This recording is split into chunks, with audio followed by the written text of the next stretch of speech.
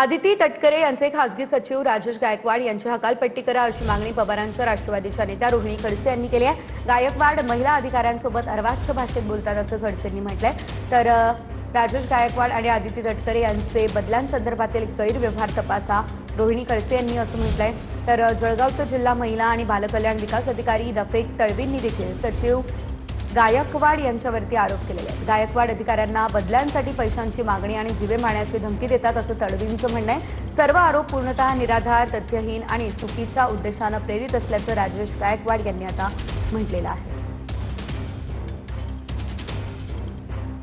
राजेश गायकवाडांवरती याच विभागामधल्या महिला अधिकाऱ्यांनी त्यांना अश्लील भाषेमध्ये शिवीगाळ करण्यातल्या त्याचबरोबर गैरवर्तणूक करण्यातल्या तक्रारी केलेल्या आहेत। ह्या राजेश गायकवाडांना एवढा वरद हस्त का, ह्यांची आत्तापर्यंत बदली का करण्यात आलेली नाहीये त्या खात्यातून, त्यांना कुणाचं पाठबळ आहे? आदिती तटकरे आणि ह्या राजेश गायकवाडांचे काही आर्थिक लागेबंदे आहेत का की त्या आर्थिक लागेबंदांमुळे ह्यांची बदली करण्यासाठी आदिती तटकरे घाबरत आहेत?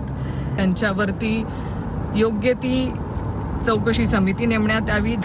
सदर व्यक्तीविरुद्ध आम्ही अनेक अधिकाऱ्यांनी, महिला अधिकारी सुद्धा आहेत आणि आम्ही पुरुष अधिकारी सुद्धा अनेक तक्रारी केलेल्या आहेत आणि संघटनेच्या माध्यमातून आम्ही सर्वात आधी 28 एप्रिल 2026 रोजी माननीय मुख्यमंत्री सर, माननीय मुख्य सचिव सर यांना सुद्धा लेखी तक्रार दिलेली आहे। इतर महिलांच्याही अगदी गंभीर तक्रारी या व्यक्तीविरुद्ध आहेत।